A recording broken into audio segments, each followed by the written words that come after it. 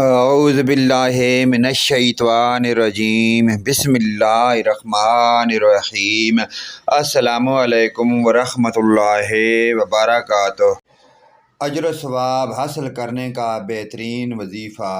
حضرت ابو ہریرہ رضی اللہ تعالی عنہ سے روایت ہے کہ رسول اللہ صلی اللہ علیہ وآلہ وسلم نے فرمایا، جو شخص دن بھر میں 100 مرتبہ یہ دعا پڑھے گا، لا الہ الا اللہ وحدہ لا شریک لہ لہ الملک ولہ الحمد وہو علی کل شیء قدیر، تو اسے 10 غلام آزاد کرنے کے برابر ثواب ملے گا۔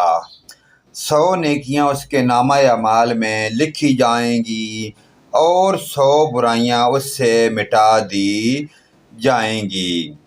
اس روز دن بھر یہ دعا شیطان سے اس کی حفاظت کرتی رہے گی تک شام ہو جائے، اور کوئی شخص اس سے بہتر عمل لے کر نہ آئے گا مگر جو اس سے بھی زیادہ یہ کلمہ پڑھ لے۔